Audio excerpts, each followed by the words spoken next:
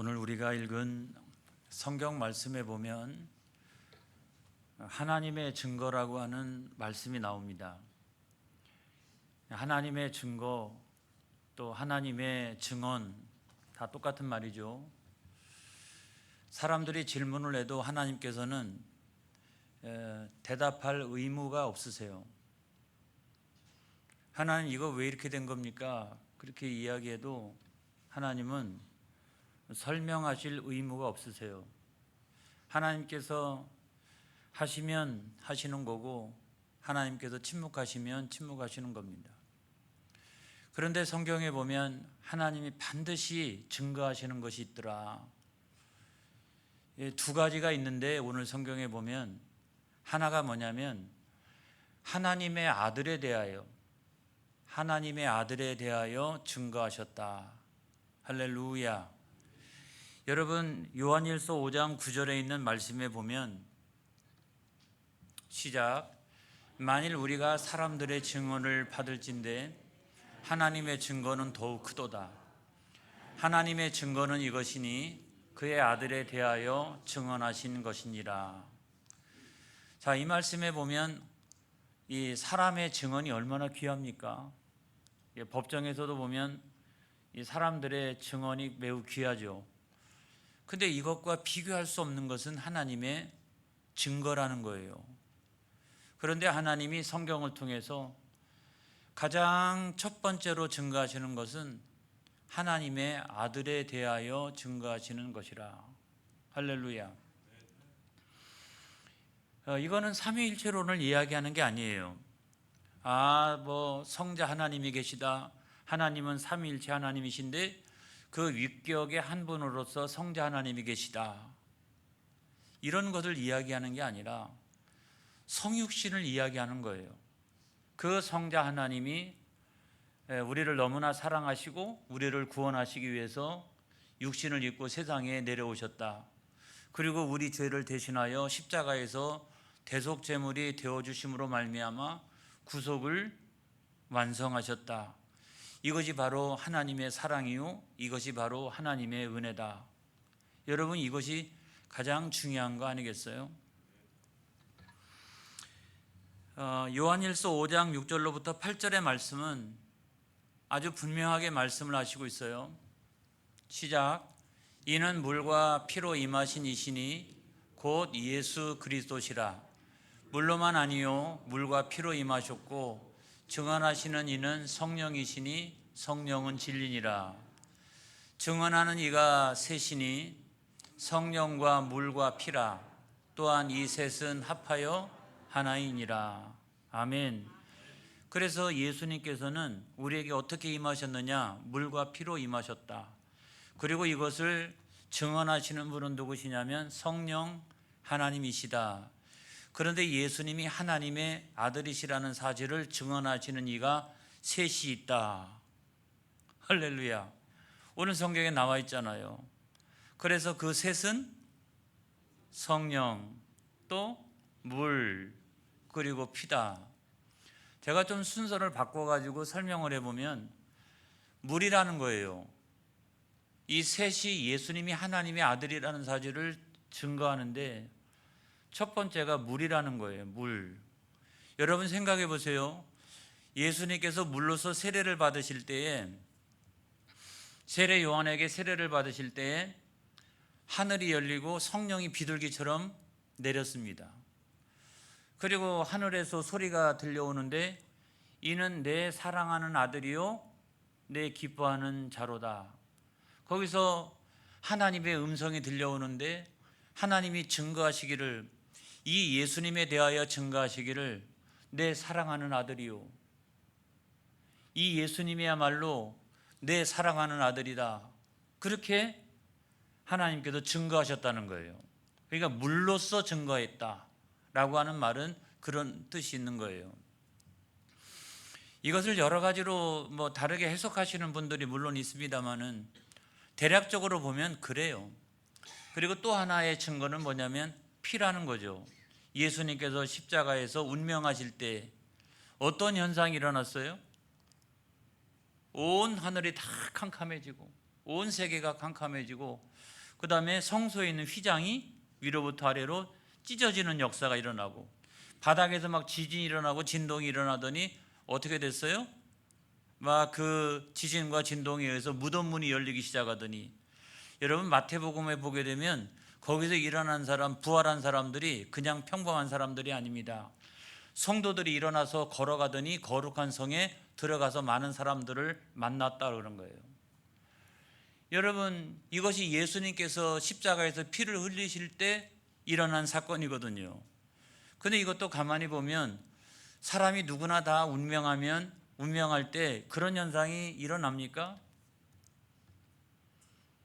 제가 뭐 수도 없이 장례식을 하는데 그날은 날씨가 나빠가지고 비가 내리고 뭐 눈이 내리는 경우가 있을지 몰라도 그 사람이 딱 운명하니까 막 온 세상이 캄캄해지고 각 교회당들마다 막 이제 갑자기 무슨 종을 친다든지 아니면 성소의 휘장이 찢어진다든지 그런 역사가 일어납니까?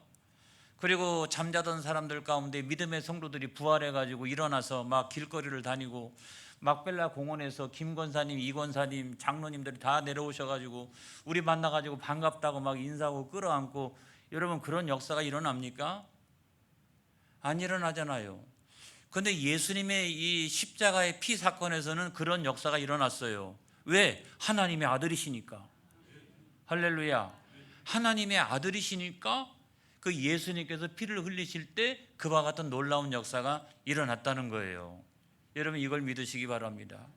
그래서 하나님은 그 예수님의 보혈을 통해서 하나님의 아들이시다, 예수님이야말로 하나님의 아들이시다, 이 사실을 증거하셨다는 거예요. 그 다음에 세 번째로 보면 성령님은 하나님의 영이시죠. 성령님은 예수 그리스도의 영이십니다. 할렐루야. 그런데 성령님이 하시는 가장 중요한 일은 뭐냐면 예수님께서 하나님의 아들로 이 세상에 오셨다, 우리 죄를 대속하시기 위하여 오셨다, 이 사실을 믿게 하시는 것이 성령님에게 있어서 가장 중요한 사역입니다. 성령의 열매 또 성령의 은사 이런 것도 매우 중요하지만 그것보다 가장 중요하게 성령님이 하시는 일은 예수님이야말로 하나님의 아들이시다, 우리 죄를 대속하기 위하여 하나님이 육신을 입고 내려오신 분이시다, 여러분 이 사실을 믿게 하는 것이 성령님의 가장 중요한 사역인 거예요. 그리고 두 번째 성령님의 사역은 우리가 성령의 열매를 맺어가고 성령의 은사를 우리가 받아서 어떻게 나가가지고 복음을, 그 예수 그리스도 하나님의 아들의 복음을 땅끝까지 증거하도록 시간을 들이고 물질을 들이고 예수님의 제자들은 자기들의 생명을 다 바치면서까지도 그와 같이 땅끝까지 이르러가지고 복음의 증인이 되게 하신 것은 아무나 그렇게 하는 것이 아니다. 그래서 하나님이 성령님을 통해서 그 하나님의 아들의 복음을 땅끝까지 증거하도록 그 하나님의 아들에 대해서 믿도록 하셨다면 이건 뭐냐? 하나님이 하나님의 아들에 대해서 성령님을 통해서 증거하신 것이라. 여러분 이것을 믿으시기 바랍니다. 그래서 저와 여러분 다 이 자리에 앉아 있는 거예요. 그래서 여러분 이것은 다 하나이니라 라고 하는 것은 뭐냐면 그 물과 피와 성령으로 예수님이 하나님의 아들이시라고 하는 것을 이 증거하신 분은 본질상에 가서 보면 하나님 자신이시라는 거예요. 하나님 한 분이시라는 거예요. 그런데 그거를 윗격으로 나눠 생각해 보면 그거를 증거하시는 분은 삼위일체 하나님이시다. 그래서 여러분 물과 피와 성령을 이야기할 때 거기에 성부 하나님도 계시고 할렐루야, 거기에 성자 하나님도 계시고 할렐루야, 거기에 성령 하나님도 계시잖아요. 그래가지고 이 한 분 하나님이 그 예수님이야말로 하나님의 아들이시라고 하는 사실을 증거하신다는 거예요. 여러분 그거를 믿으시기 바랍니다. 그러니까 사람들의 증언, 사람들이 뭐 법정에 서 가지고 증언하는 거하고 하나님의 증거하고는 비교할 수가 없는 거예요. 이거는 도무지 비교할 수가 없다 그래요. 그래서 아주 종교개혁가인 칼빈은 우리 그 성경에 여러 사본들이 있는데 이 본문을 해석하면서 여기에 사실은 그 증거가 셋인데, 땅에서 증거하는 것은 성령과 물과 피지만은 하늘에서 증거하는 이가 셋인데 그분이 하나님과 말씀이신 예수님이시요 성령님이시니라. 할렐루야. 그래서 이 칼빈이 그 부분은 인용해 왔어요. 그래서 원래 이 성경의 이 고대의 사본에는 저 윗부분이 있었던 거예요. 저 윗부분이 있었는데 지금에는 저 밑에 부분만 있는 건데, 그렇게 해야 성경 해석이 더욱더 정확하다. 칼빈이 그렇게 얘기했어요. 다시 한번 읽어볼까요? 시작. 하늘에서 증거하시는 이가 셋이니 하나님과 말씀과 성령이니라. 땅에서 증거하는 이가 셋이니 물과 피와 성령이니라 라고 해석을 했다는 거예요. 할렐루야. 그래서 이 성삼위 하나님, 이 삼위일체 하나님께서 예수님이야말로 하나님의 아들이시다라고 하는 사실을 증거하신다는 거예요. 이걸 믿으시기 바랍니다. 그러니까 사람들의 증언하고는 비교할 수가 없는 거죠. 그렇죠? 그래서 하나님의 증거는 크시도다. 크시도다. 그래서 여러분, 하나님께서 가장 중요하게 성경을 통해서 증거하시는 건 뭐냐면 그 예수님을 하나님의 아들로 믿으라는 거예요. 근데 어떤 사람은 그 하나님의 증거를 믿는 사람도 있고, 어떤 사람은 그 하나님의 증거를 믿지 않는 사람도 있어요. 사람들의 증언, 진리, 철학, 그 어떤 것보다도 가장 큰 것은 하나님 말씀하시는 그 진리인데, 그 하나님의 증거를 믿지 않는 사람들이 오늘날 세상에 얼마나 많이 있습니까, 여러분? 그래도 저와 여러분은 그 하나님의 증거를 믿었기 때문에 이 자리에 앉아 있는 거 아니겠어요? 할렐루야. 그거야말로 가장 위대한 진리요. 하나님의 증거는 크시도다. 내 세상의 철학이나 사상이나 내 아주 그 깜냥도 안 되는 그 나의 고집이나 그 어떤 것이나 그거 아무것도 아니다. 중요한 것은 진리의 말씀인데, 하나님의 증거에서 최고는 뭐냐면 예수님이야말로 하나님의 아들이시다. 이것이 성경 전체에서 하나님이 증거하시는 최고의 증거가 아니겠어요, 여러분? 이게 성경 전체가 구약이든 신약이든 하나님의 최고의 증거는 예수님이야말로 하나님의 아들이시다라고 하는 것을 증거한다는 것이죠. 여러분, 이것을 믿으시기를 바랍니다. 그래서 요한 1서 5장 10절에 있는 말씀에 보면 참 이게 중요한 거예요. 그 증거를 믿느냐 안 믿느냐. 시작. 하나님의 아들을 믿는 자는 자기 안에 증거가 있고, 하나님을 믿지 아니하는 자는 하나님을 거짓말하는 자로 만드나니, 이는 하나님께서 그 아들에 대하여 증언하신 증거를 믿지 아니하였습니다. 그래서 세상에는 그 크신 하나님께서 증거하시는데, 진리의 말씀으로 어떤 사람은 그 하나님의 증거를 믿는 사람이 있고, 어떤 사람은 추하게도 그 하나님 그 증거를 믿지 않는 사람이 있고, 그리고 하나님 증거하시는 그 아들 예수님을 믿는 사람이 있고 믿지 않는 사람이 있고, 이렇게 되는 건데, 여러분, 하나님의 증거를 믿는 사람은 자기 안에 이미 증거가 있대요. 그런데 그 하나님의 증거를 믿지 않는 사람은 하나님을 거짓말장이로 여기는 것과 마찬가지예요. 성경 66권 전체가 다 틀려먹었다, 그렇게 이야기하고 하나님의 증거를 거짓말장이로 돌리는 것과 마찬가지이기 때문에 그 죄가 무서운 거예요, 여러분. 그 죄가 엄청나게 여러분 무서운 거예요. 그런데 우리는 어떻게 하나님께서 증거하시는 그 하나님의 아들 예수 그리스도에서 대해서 그 증거하시는 그 증거를 자기 안에 둘 수 있을까요, 여러분? 내 안에 둘 수 있을까요? 열어볼 수도 없고 말이에요. 여러분, 그건 다른 게 아니에요. 믿음 안에서. 할렐루야. 오직 믿음 안에서 그 진리의 말씀을, 그 증거하시는 말씀을 믿는 믿음 안에서 그 증거는 내 안에 있나니. 할렐루야. 그래서 우리는 그 증거를 가지게 된 사람으로 살아가고 있다는 거예요. 저와 여러분은 그 증거를 믿는 사람으로, 그 증거를 가진 사람으로 이 세상을 살아가고 있다는 거예요. 이걸 믿으시기 바랍니다. 그런데 우리가 그와 같은 믿음을 가지면, 그 증거를 믿으면 이게 얼마나 놀라운지, 하나님의 두 번째 증거는 다른 게 아니라 영생입니다, 여러분. 영생이에요. 그 하나님의 아들을 믿는 그 증거, 그 증거를 믿는 사람에게는 영생을 누리게 되느니라. 그래서 두 번째 하나님께서 강조하시는 것은 영생이라고요. 영생. 요한일서 5장 20절에 있는 말씀에 보니까 시작.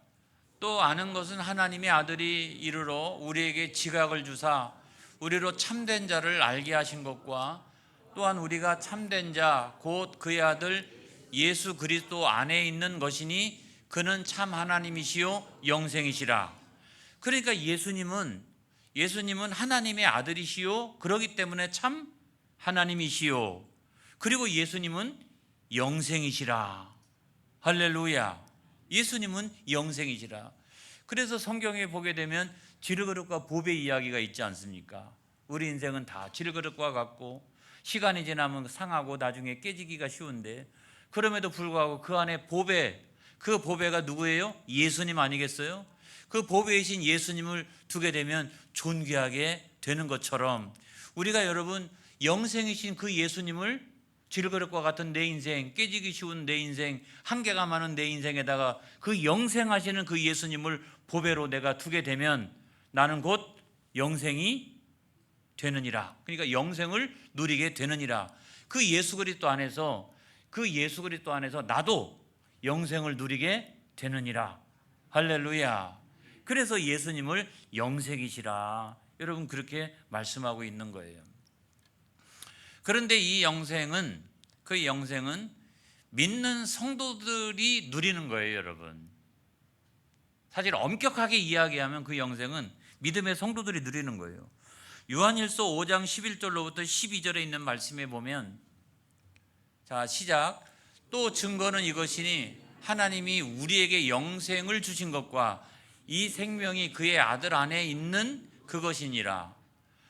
아들이 있는 자에게는 생명이 있고 하나님의 아들이 없는 자에게는 생명이 없느니라. 여기 보면은 막 영생, 생명 이거를 그냥 막 동의어로 이렇게 사용했잖아요. 사용했는데 하나님의 증거인 하나님의 아들이 있는 자에게는 생명 곧 영생이 있고 그 하나님의 증거 하나님의 아들이 없는 자는 영생이 없느니라. 생명이 없느니라 라고 하는 말씀하고 똑같은 거예요. 근데 이제 성경이 생명이라고 하는 것과 영생이라고 하는 것을 혼용해 가지고 마구마구 사용하니까 우리가 교리적으로 혼란을 일으킬 때가 좀 많이 있지만 그래서 제가 친절한 목사 아닙니까? 그래서 성경이 말씀하고 있는 이 생명과 영생이 동의어로 쓰일 때도 있지만 그렇지 않을 때도 있거든요. 생명의 하나님, 생명의 말씀 이럴 때는 같은 동의어로 사용하지만 이것이 분리돼 가지고 사용할 때도 있는데 제가 분리해서 한번 설명을 해보려고 그래요. 그냥 분리해서 사용할 때는 생명이란 뭐냐? 살아있는 모든 존재들 가운데 있는 것이 생명이에요. 그러니까 생명이라고 하는 것은 죽음의 반대말이잖아요. 그렇죠? 죽음의 반대말이 생명 있는 거잖아요. 생명이잖아요. 그런데 오늘날로 보면은 뭐가 생명이냐라고 이게 정의하기가 어려울 때도 많이 있어요. 왜냐하면 호흡만 있는 존재, 병원에 누워가지고 호흡만 있는 존재인데 의식이 없고, 그런데 이거를 생명이라고 볼 거냐, 생명을 어떻게 정의할 거냐, 여러 가지로 그 생명을 정의할 수 있겠죠. 호흡도 있어야 되고, 물리학적으로는 이래야 되고, 그 다음에 지능적으로는 이래야 되고 말이죠. 이게 생명을 정의하는 여러 가지 내용이 있는데, 일반적으로 볼 때 생명이라고 하는 것은 살아있음인 거예요. 살아있는 존재인 거예요. 그걸 우리가 생명이라고 얘기합니다. 그런데 하나님께서 창조하신 모든 피조물들은 다 생명이 있어요. 그렇죠? 생명이 있어요. 생명이 있는 피조물들이에요. 그래서 그 생명 있는 피조물도 다 따지고 보면 우리가 짐승이라고 여기지만 그럼에도 불구하고 그 생명 안에 하나님 창조하신 뜻과 목적이 있다는 거예요. 하나님 창조하신 뜻과 목적이 있다는 거예요. 우리는 그 생명을 어떻게 다스리는 자, 그 생명을 잘 보호하는 자, 그래가지고 인간 외의 그 피조물들에 대해서 무지막지한 폭력성을 드러내거나 이런 것들이 여러분 인간다움이 절대로 아닌 거예요. 하나님께서 창조하신 모든 그 피조물들 가운데는 하나님의 창조의 목적과 그 뜻이 그 가운데 있고, 인간이 그럼에도 불구하고 가장 존엄함을 나타내고 하나님의 형상을 닮았기 때문에 하나님의 형상을 닮은 자로서 그 나머지 모든 피조물들을 다스리고 잘 보호하고 잘 관리하고 해야 되는 책임이 우리 가운데 있는 사실을 망각하시는 분들이 참 많이 있어요. 절대 그렇지 않다, 이런 말씀을 제가 드리는 거예요. 그런데 여러분, 그 가운데서 사람은 독특성과 존엄성이 있어요. 왜냐하면 사람을 우리가 정의할 때 우리가 성경적으로 보면 두 가지로 나눠 설명할 수 있어요. 육신과 영으로 나눠 설명할 수 있고, 영과 혼과 육으로 세 가지로 나눠서 설명할 수 있는데, 일반 피조물과 사람을 구분하는 가장 중요한 차이점이 뭐냐면 이 영, 하나님께서 불어넣으신 이 영을 가진 존재, 그러니까 영혼을 가지고 있는 존재라고 해석해도 좋고, 아무튼 영을 가진 존재 아니겠어요? 그러니까 영을 가진 존재라고 하는 것은 영이신 하나님과 교제를 나눌 수 있는 존재라고 하는 말이에요. 할렐루야. 그래서 여러분, 모든 사람들은 예수 믿는 사람들만 그런 게 아니에요. 예수 안 믿는 사람들도 기본적으로는 그 영적인 존재로 창조되어졌다라고 하면 모든 사람은 다 그 영이 하나님과 영적인 교제를 나누는 그런 사람들이 되어져야 한다는 거예요. 예수 믿는 사람들만 그런 게 아니라 모든 사람들이 그렇다. 그리고 하나님의 은총 가운데 살아가는 사람들, 일반 은총, 또 하나님의 뜻대로 살아가야 되는 거예요. 마구마구 내 마음대로 죄짓고 타락하고, 여러분 그렇게 살아가면 안 되는 거예요. 여러분, 일반 사람들도 그렇게 살아가면 안 되는 거예요. 그래 보통 우리가 사람을 보고서 뭐라고 얘기하냐면, 아유 짐승보다 못한 놈. 이거 무지무지하게 엄청난 욕이에요. 여러분, 너는 영을 가졌는데, 너는 영혼을 가졌는데 불구하고 저 피조물, 나머지 피조물들보다 못한 그런 인생을 살아가면 되느냐라고 하는 이야기와 똑같은 거예요. 만약에 하나님께서요 다른 피조물에게 그 영을 불어넣어 주셨다라고 하면 너보다 나을 거예요, 이 얘기예요. 여러분 돌멩이에다가 하나님이 돌멩이에다가도 영을 집어넣었다면 그래도 이 돌멩이가 너보다 나을 거예요. 이런 거하고 똑같은 말이에요. 여러분, 이게 엄청나게 심한 욕이에요. 여러분, 남들이 그렇게 나한테 욕을 하거들랑 멱살을 잡으세요. 너 지난번에 목사님한테 설교를 들어보니까 너 엄청나게 심한 욕을 지금 나한테 한 거예요. 너. 그러니까 너 오늘 나하고 끝장을 보자. 여러분, 그렇게 하면 안 되고, 아무튼 그래, 제가 여러분 성경을 통해서 분명히 말씀을 드릴게요. 마태복음 3장 9절에 있는 말씀 한번 볼까요? 시작. 속으로 아브라함이 우리 조상이라고 생각하지 말라. 내가 너희에게 이르노니 하나님이 능히 이 돌들로도 아브라함의 자손이 되게 하시리라. 우리는 아브라함의 자손이야. 우리는 그냥 아주 대단한 사람들이에요. 우리는 그렇게 이야기할 거 없다라는 거예요. 하나님이 이 돌들로도 아브라함의 자손이 되게 만드실 수 있다는 거예요. 여러분, 그러니까 이 돌만도 못한, 이 짐승보다도 못한 이런 욕은요 아주 엄청나게 심한 욕이에요. 여러분, 그래서 너는 영을 가진 존재, 나와 늘 영적인 교제를 나누는 존재, 하나님의 뜻대로 살아갈 존재, 너는 그래도 내가 너한테 일반 은총을 주시지 않았느냐. 그렇기 때문에 보통 사람들도, 일반 세상 사람들도 하나님과의 그와 같은 교제 때문에 사람들 속에 양심이라고 하는 것도 있고요, 뜨끔뜨끔하기도 하고요. 근데 만약에 그렇지 않다라고 하면 그 양심에 화인을 맞은 거죠. 이렇게 화인을 맞은 거예요. 그래서 모든 사람들은, 안 믿는 사람도 그렇게 살아가야 된다. 이것이 일반 은총 가운데 있는 사람들의 삶이어야 한다, 이런 말씀을 드리는 거예요. 그 다음에 제가 지금부터는 영생을 한번 이야기해 볼게요. 지금까지 생명을 이야기했잖아요. 그러니까 이제부터는 영생을 한번 이야기해 볼게요. 근데 엄밀하게 말하면 이 영생이라고 하는 것은 성도들만이 누리는 거예요. 제가 이따가 차이점은 좀 설명을 하고, 하이델베르그 요리 문답이라는 것이 있어요.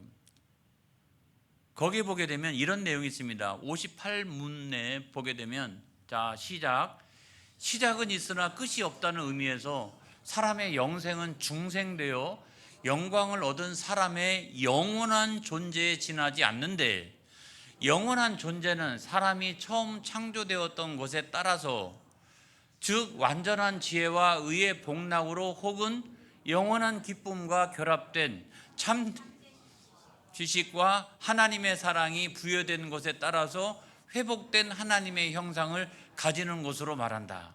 그래서 제가 언젠가도 이야기했죠. 너무 공부를 많이 하면 안 된다.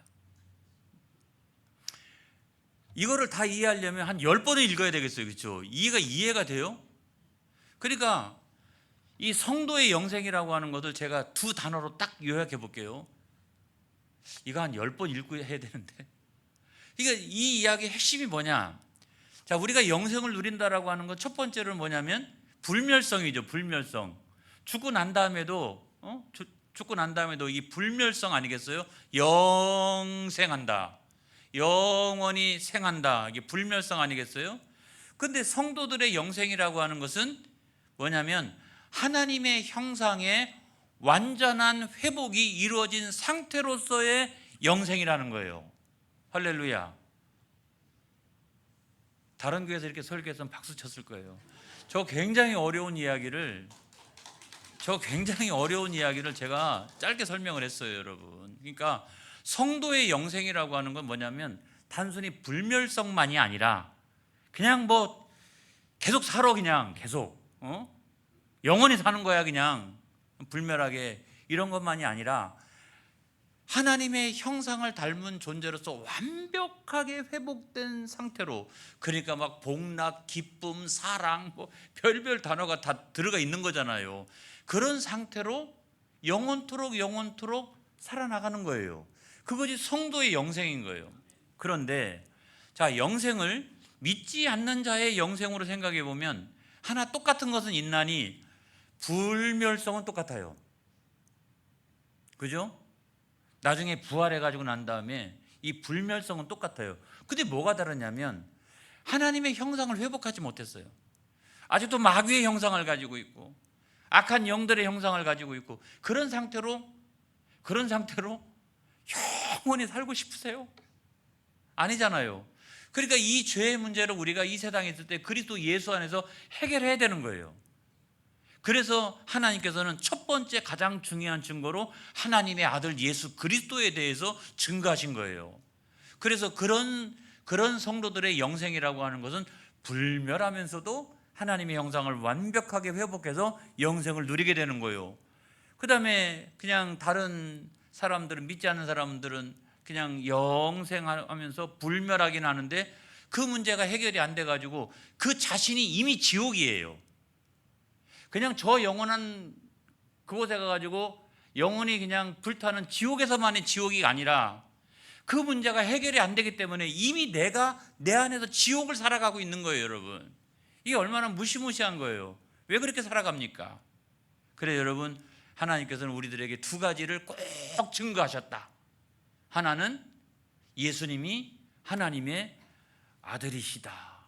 할렐루야. 이건 꼭 증거하시고, 그 하나님의 아들을 믿는 자에게는 영생이니라. 그런데 그 영생이라고 하는 것은 하나님의 형상을 온전하게 회복한 그와 같은 영생이니라. 여러분, 저와 여러분이 이 세상에서 많은 어려움과 시련과 역경 중에 살지라도, 그래 나는 그 예수 그리스도 안에서 그 영생을 누리게 되었으니 이 얼마나 감사하고 행복하고 기쁜가. 여러분, 그래서 절대로 그런 감사와 기쁨과 그 은혜를 빼앗기지 아니하고 살아나가는 저와 여러분 되어지기를 주의 이름으로 축복합니다. 축복합니다. 기도하겠습니다. 할렐루야.